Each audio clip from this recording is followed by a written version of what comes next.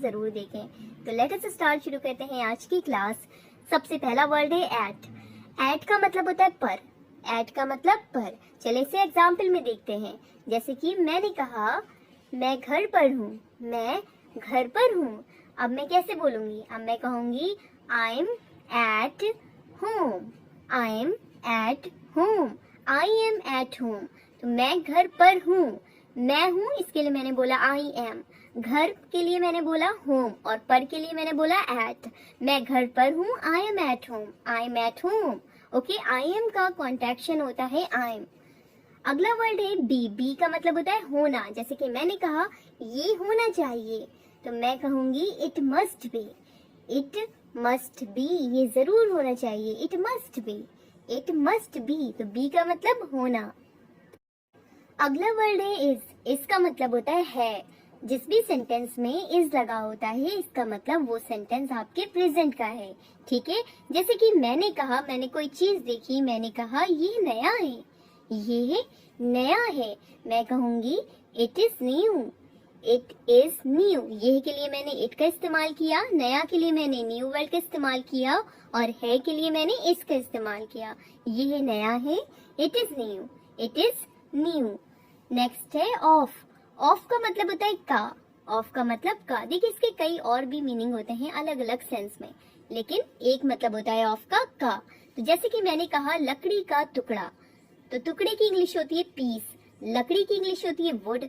लकड़ी का टुकड़ा, पीस ऑफ वुड, यानी कि ऑफ का मतलब का।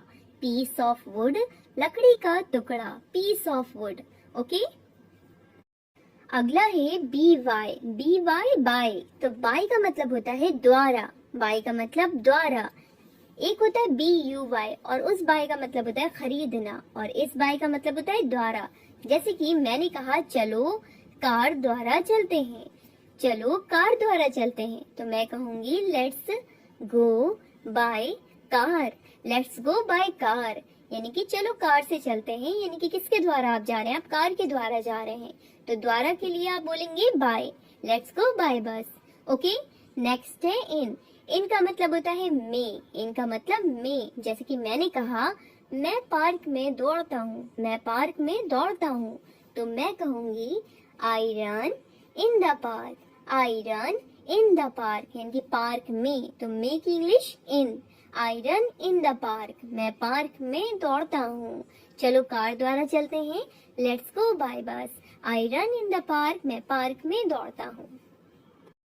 सो का मतलब होता है, नेक्स्ट वर्ड है सो। सो का मतलब होता है इसीलिए और इसका कहीं कहीं पे मतलब तो भी होता है। ठीक है, तो सो का मतलब इसीलिए। मैंने जैसे कहा इसीलिए मैंने बात की, इसीलिए मैंने बात की, तो मैं कहूंगी so I talked. So I talked. So I talked. So I talked, इसीलिए मैंने बात की। नेक्स्ट है एंड। एंड का मतलब आप सबको पता होगा, बहुत बार इससे इस्तेमाल किया जाता है। तो एंड का मतलब होता है और। एंड का मतलब और। जैसे कि मैंने कहा आओ और देखो। आओ और देखो। आओ और देखो, तो और के लिए मैं बोलूंगी एंड। आओ के लिए मैंने कहा कम एंड, यानी कि और। देखो के लिए सी। Come and C. Come and सी। आओ और देखो, कम एंड सी। तो यहाँ पे एंड का मतलब क्या हो जाएगा? और। आओ का कम, देखो का सी। आओ और देखो, कम एंड सी। ठीक है, नेक्स्ट वर्ड है फॉर। फॉर का मतलब होता है के लिए। के लिए। जैसे कहते नहीं है दिस इज फॉर यू, ये आपके लिए है, दिस इज फॉर यू। उसी तरह से मैंने कहा राम के लिए पूछो। राम के लिए पूछो, तो पूछने की इंग्लिश होती है आस्क। के लिए आप यूज करेंगे फॉर और राम के लिए राम। आस्क फॉर राम, राम के लिए पूछो। Ask for Ram. नेक्स्ट है इट्स। इसे पढ़ते हैं इट्स और इसका मतलब होता है ये है, इट्स। जैसे कि मैंने कहा ये मेरा सौभाग्य है, ये मेरा सौभाग्य है। It's my pleasure. It's my pleasure. Okay, तो इट्स का मतलब होता है ये है। इट्स का मतलब ये है। फॉर का मतलब के लिए। फॉर का मतलब के लिए और इट्स का मतलब ये है। अगला जो वर्ड है वो है टू। टी डबल ओ वाला। ठीक है, और टी डबल ओ इसको पढ़ते हैं टू और इसका मतलब होता है भी और बहुत। यानी कि कहीं कहीं पर इसका मतलब भी होता है और कहीं कहीं पर इसका जो मतलब होता है, यानी कि इसका जो सेंस आता है वो आता है बहुत के। तो मैंने कहा मैं भी, किसी ने कहा मैं कल वहां गया था, तो मैंने कहा मैं भी, तो मैं भी के लिए मैं बोलूंगी मी टू, मी टू। यहाँ पे टू का मतलब आ रहा है भी। अगला है ये बहुत बड़ा है।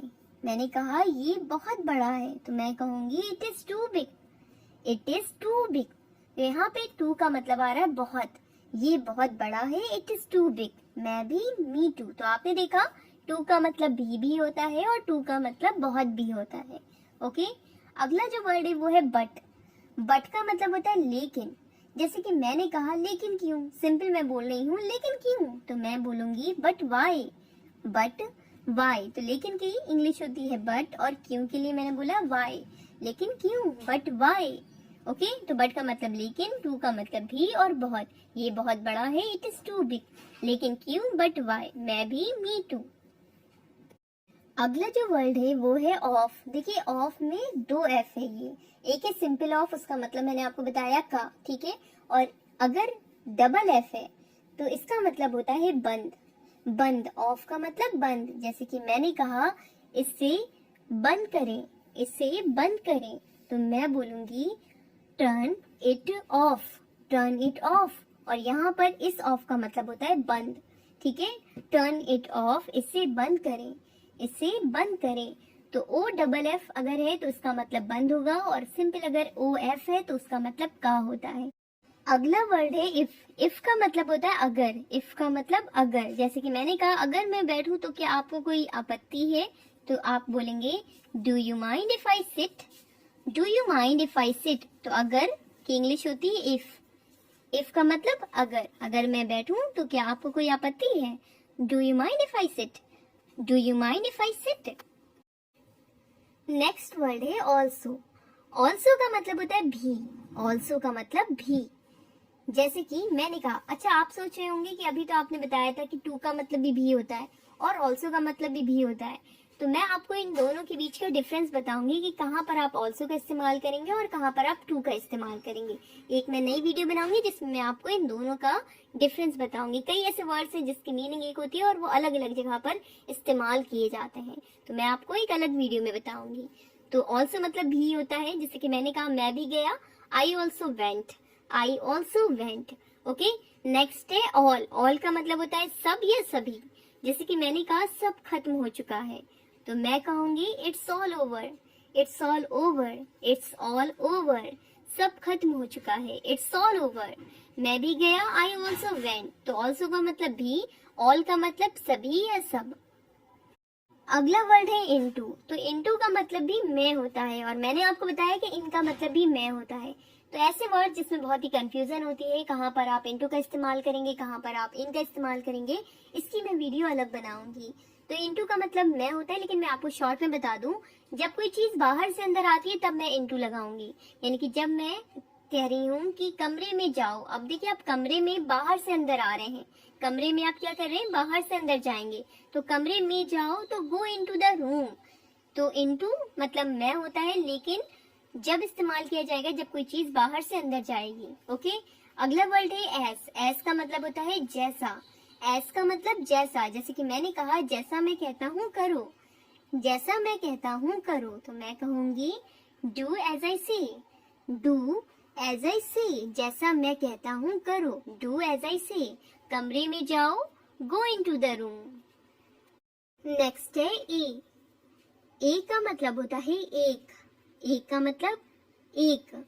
जैसे कि मैंने कहा यह एक किताब है, ठीक है, यह एक किताब है। सिंपल, बहुत ही इजी मैंने लिया है सेंटेंस, यह एक किताब है, ताकि आपको समझ में आए। तो मैं कहूंगी दिस इज अ बुक। तो यहाँ पे देखिए मैंने ए लगाया, क्योंकि यहाँ पे कहा मैंने ये एक किताब है, तो एक के लिए मैंने कहा ए का इस्तेमाल किया। दिस इज अ बुक, और इसे पढ़ते क्या, आ पढ़ते हैं, this is a book, this is a book. अगर मुझे कहना है ये किताब है, तो मैं कहूंगी दिस इज बुक, लेकिन मैंने कहा ये एक किताब है, तो एक के लिए मैंने यहाँ पे एक इस्तेमाल किया, this is a book. Okay, अगला है एम। एम का मतलब होता है हूँ, मैं ठीक हूँ। तो मैंने कहा I am fine, I am fine. और आई एम का जो कॉन्ट्रैक्शन होता है वो होता है आइम, आइम। ठीक है, आई एम फाइन, मैं ठीक हूँ, मैं ठीक हूँ। नेक्स्ट है वॉज, वॉज का मतलब था, क्या मैं गलत था, was I wrong, was I wrong, क्या मैं गलत था, वॉज आई रॉन्ग। तो आज की क्लास में बस इतना ही। वीडियो अच्छी लगे लाइक करें, शेयर करें, सब्सक्राइब करें। Thanks for watching. मिलते हैं आपसे नेक्स्ट क्लास में।